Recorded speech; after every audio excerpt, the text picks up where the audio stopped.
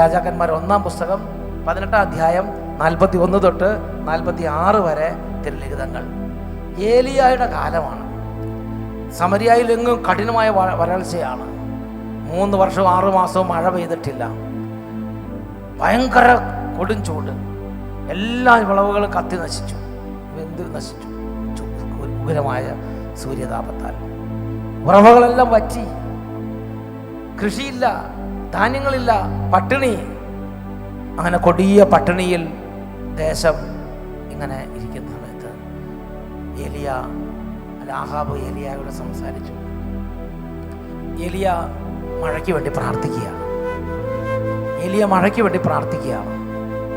എൻ്റെ പ്രിയപ്പെട്ട സഹോദരങ്ങളെ, ഏലിയ മഴയ്ക്ക് വേണ്ടി പ്രാർത്ഥിച്ച് ആദ്യം തന്നെ ഏലിയ ഒന്ന് പ്രാർത്ഥിച്ചതിന് ശേഷം അവിടെ ഇരുന്ന് കാൽമുട്ടുകൾക്കിടയിൽ തലവെച്ച് അവിടെ ഇരുന്നു. എന്നിട്ട് ഭൃത്യനോട് പറഞ്ഞു, ഒന്ന് പോയി മഴ പെയ്യുന്നുണ്ടോ നോക്കാൻ പറഞ്ഞു. അപ്പോൾ ഭൃത്യ പോയി നോക്കിയിട്ട് പറഞ്ഞു, മഴക്കാറ് പോയിട്ട് ഒരു തണൽ പോലും ഇല്ല, നല്ല കത്തിയിരിക്കുന്ന സൂര്യനാണ്, വെയിലാണെന്ന് പറഞ്ഞു. എൻ്റെ പ്രിയപ്പെട്ട സഹോദരങ്ങളെ, വീണ്ടും ഏലിയ പ്രാർത്ഥിച്ചു, മഴ പെയ്യട്ടെ. യേശുവിന്റെ നാമത്തിൽ കർത്താവായ ദൈവത്തിൻ്റെ അത്ഭുതം നടക്കട്ടെ. വിശ്വാസ ദൃഷ്ടി കൊണ്ട് മഴയെല്ലാം മറക്കാതെ ഒന്ന് മൂടുന്നതും സൂര്യൻ മാറുന്നതും ഇരുണ്ട് കൂടി കർക്കിടക മാസത്തിൽ പോലെ ഇടിവെട്ടി മഴ പെയ്യണതൊക്കെ വിശ്വാസ ദൃഷ്ടിയോട് കണ്ട് പറഞ്ഞു. എന്നിട്ട് ഭൃത്യനോട് പറഞ്ഞു, ഒന്നും കൂടെ പോയി നോക്കാൻ പറഞ്ഞു. ഭൃത്യൻ പോയി നോക്കിയിട്ട് പറഞ്ഞു, ഒരു സാധനം കാണാനില്ലെന്ന് പറഞ്ഞു. വേറെ പൊരി വെയിലല്ലാതെ ഒന്നുമില്ലെന്ന് പറഞ്ഞു. വീണ്ടും ഏലിയ അവിടെ തന്നെ ഇരുന്നു, വിട്ടില്ല. വീണ്ടും വിശ്വാസവീരനാണ്. വീണ്ടും വിശ്വാസത്തിൽ തന്നെ കണ്ട് കൊടും മഴയുടെ വിശ്വാസം കണ്ട് പ്രാർത്ഥിച്ചു. പോയി നോക്കാൻ പറഞ്ഞു. നോക്കി, ഒരു ഇതുമില്ല, ഒരു മഴയില്ല, ഒന്നുമില്ല. വെറുതെ വിഷളാകാൻ നിൽക്കണ്ടെന്ന് ഏലിയ പറഞ്ഞിട്ടുണ്ടാവും. ഇവിടെ നിൽക്കുന്ന ഭൃത്യൻ വീണ്ടും ഏലിയ പ്രാർത്ഥിച്ചു. നമ്മെപ്പോലെ മനുഷ്യനായിരുന്നു. നിങ്ങൾ പ്രാർത്ഥിക്കും ഇങ്ങനെ തന്നെയായിരിക്കും. 1 തവണ 2 തവണ 3 തവണ 4 തവണ ഒന്നും കിട്ടില്ല. 1 വർഷമൊക്കെ ഇവർ പ്രാർത്ഥിച്ചു. അബ്രാഹാം 25 വർഷം. ഏലിയ പ്രാർത്ഥിച്ചു 4-ാം തവണ, 5-ാം തവണ, 6-ാം തവണ. അപ്പോൾ ആ ഭൃത്യം തിരിച്ചു വന്നിട്ട് പറഞ്ഞു, ഒരു കൈപ്പത്തിയോളം വലുപ്പമുള്ള ഒരു മേഘത്തെ ആദ്യമായിട്ട് കാണുന്നുണ്ടെന്ന് പറഞ്ഞു.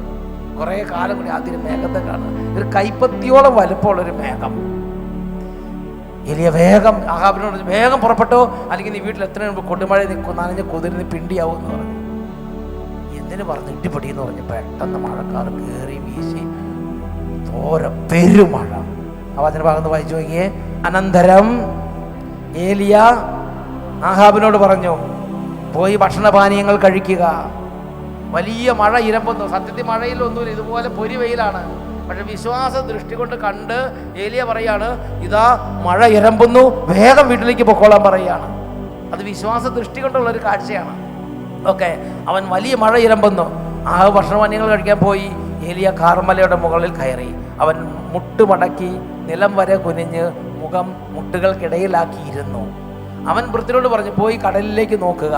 അവൻ ചെന്ന് നോക്കിയിട്ട് പറഞ്ഞു, ഒന്നുമില്ല, എല്ലാം ഭദ്രം, പഴയതുപോലെ തന്നെ എന്ന് പറഞ്ഞു.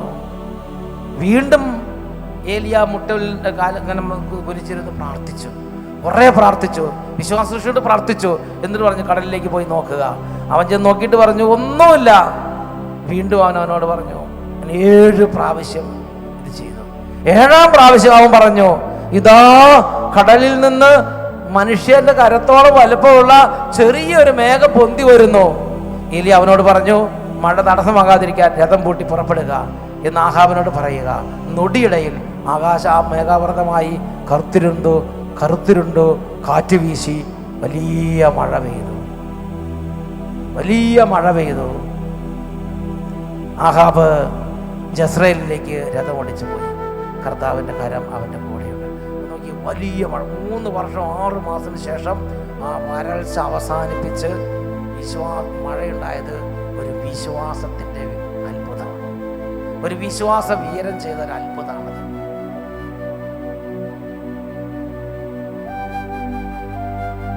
ഇതുപോലെ നിങ്ങൾക്ക് ചെയ്യാൻ പറ്റും. പക്ഷേ ചെയ്യുന്ന സമയത്ത് സംഭവിക്കില്ല. അത് വിശ്വാസത്തിൽ ഒരു കാര്യം യാഥാർത്ഥ്യമാകാൻ ഒരു കുട്ടി ഗർഭത്തിലുണ്ടായി അത് വളർന്ന് പ്രസവിക്കുന്നത് പോലെയുള്ള ഒരു പ്രോസസ് ഉണ്ട്. സമയം പിടിക്കും. ചിലർക്ക് പെട്ടെന്ന് നടക്കും, ചിലർ സമയം പിടിക്കും. പക്ഷേ ദൈവത്തിൻ്റെ അത്ഭുതം നടക്കും.